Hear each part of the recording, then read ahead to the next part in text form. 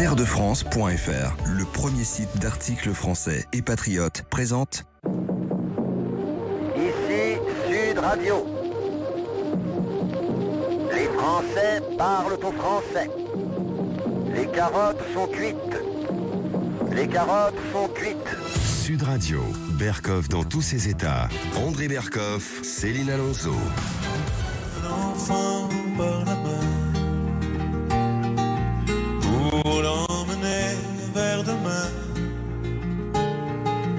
pour lui donner la confiance en son pas. Et oui, prendre un enfant par la main pour l'emmener vers demain, prendre un enfant par le cœur pour soulager ses malheurs, eh bien c'est ce que devraient faire au quotidien tous les éducateurs de l'aide sociale à l'enfance, André, mais certains manquent totalement à leur devoir, André, et c'est un vrai scandale. Eh bien oui, on a beaucoup parlé de l'aide sociale à l'enfance, qui fait un travail formidable, je veux le dire, dans la plupart des cas, mais où il y a quand même des trous dans la raquette qui sont quand même assez déplorable, c'est le moins que l'on puisse dire. Mardi, le parquet de Paris a annoncé l'ouverture d'une enquête pour violence volontaire après la révélation de faits de maltraitance dans un foyer de l'aide sociale à l'enfance où des éducateurs, on va vous montrer la photo, ont rasé la tête d'un enfant de 8 ans. Alors les photos ont circulé sur les réseaux sociaux, bien sûr. C'est assez terrifiant quand même, voilà. Je ne sais pas pourquoi, on ne sait pas, on n'a pas les détails. Mais écoutez ce que disait BFM TV, le reportage de BFM TV. Regardez, c'est quand même assez terrifiant. Sur cette photo, le jeune garçon de 8 ans, torse nu, rasé par une éducatrice de son foyer parisien de l'aide sociale à l'enfance.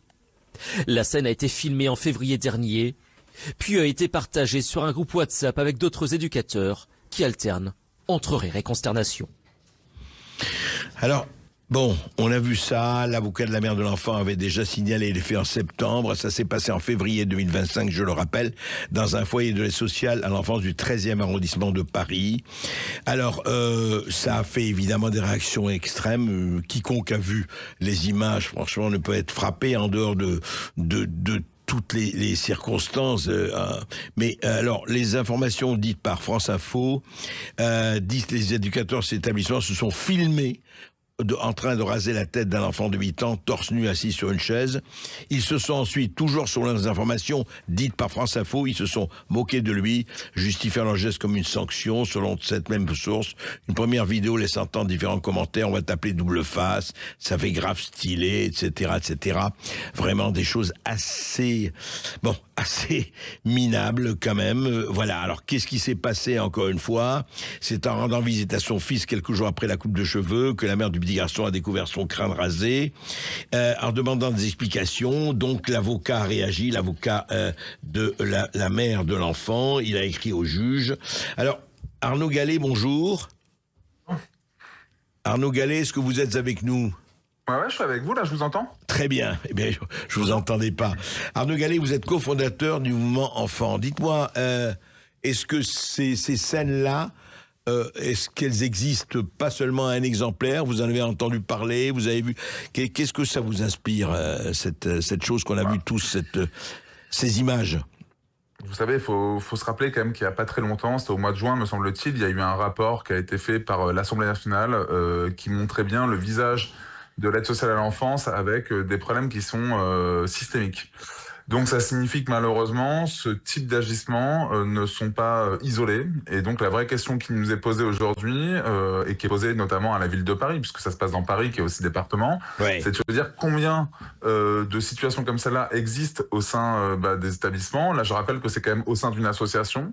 Je rappelle également que l'association avait connaissance des faits, toute l'association, depuis le mois de mars, qu'il ne s'est rien passé, que là il y a une mise à pied qui vient d'être faite de la salariée en question, parce que c'est une femme qui rase les cheveux. Sauf que, vous l'avez dit à juste titre, il y a différentes personnes qui sont dedans, notamment certaines qui sont encore en poste. Oui, et on entend leurs commentaires, oui. Bien sûr. Oui. Et ce qui est affligeant, c'est ça, en fait, c'est l'ensemble. En fait, qui savait, pourquoi on n'a pas agi, pourquoi la mère n'a pas été informée, pourquoi elle a été informée si tardivement, pourquoi la juge des enfants qui a l'information décide que ça ne relève pas de ses compétences, mais uniquement du centre d'hébergement en question, pourquoi l'aide sociale à l'enfance de Paris ne fait pas.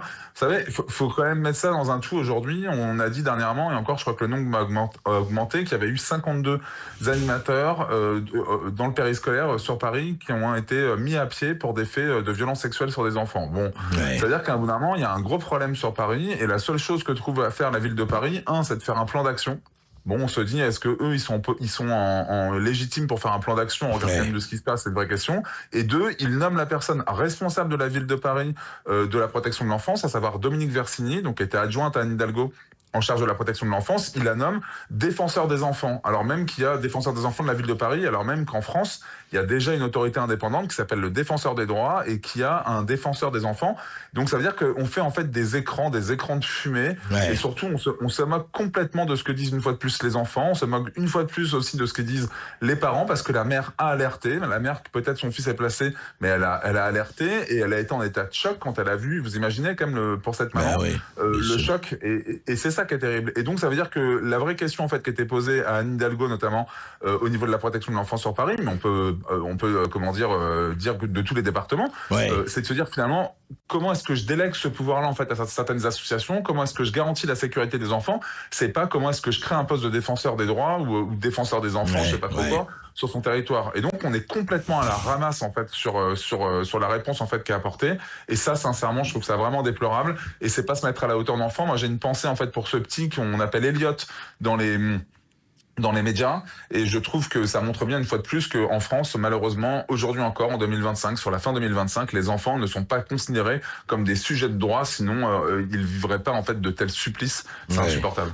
Non, mais c'est ça qui est extraordinaire. On découvre ça s'est passé en février, comme vous dites. On découvre ça des mois plus tard.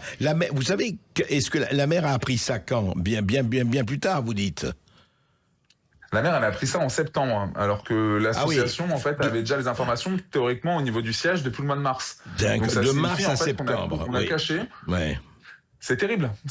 Ça veut dire que à quel moment est-ce que l'aide sociale à l'enfance elle-même a été informée? Peut-être qu'ils ont eu l'information bien plus tôt. On verra ce que dit l'enquête. Ça a été considéré, croyez-moi, comme un incident. Et puis, je me permets de le dire. Quand on filme, déjà, il y a quelqu'un qui filme. Quand on filme ce genre de scènes choquantes, sincèrement, on peut quand même légitimement se dire qu'on fait peut-être d'autres choses aux enfants, en fait. C'est-à-dire que qu'est-ce qui n'est pas filmé?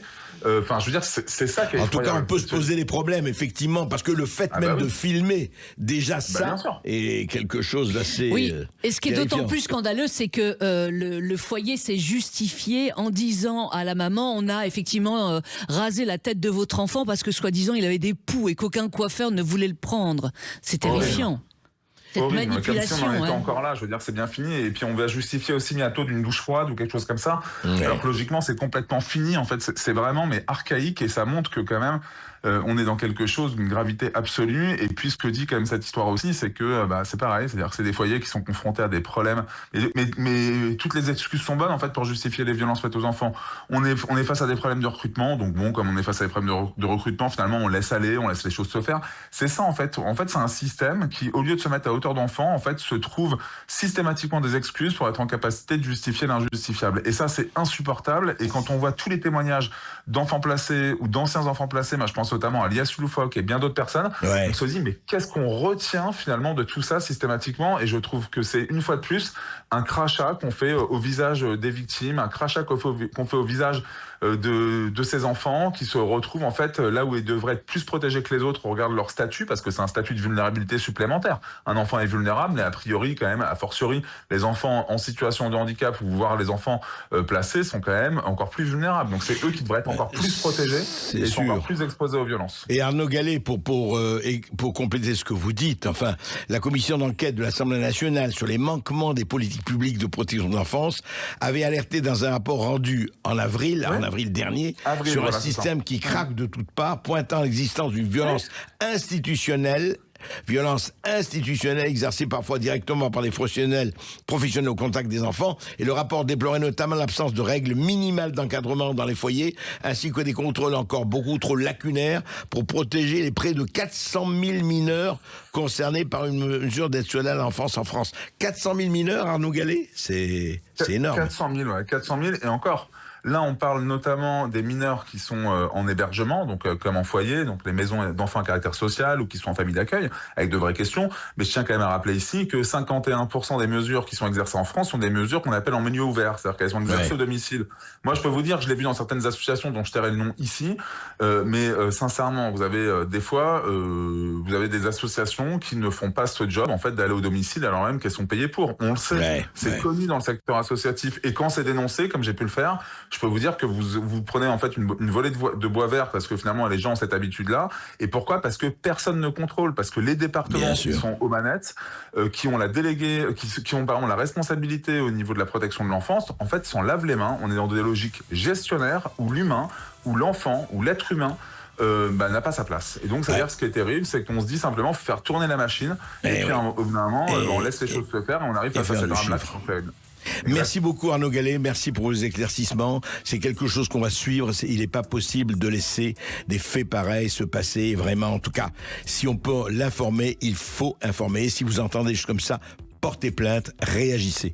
André Berkoff, on se retrouve dans un instant sur Sud Radio, la culture dans tous ses états. Et aujourd'hui, nous allons rendre hommage à 3 grandes légendes, à savoir Frank Sinatra, Edith Piaf et Sammy Davis Jr.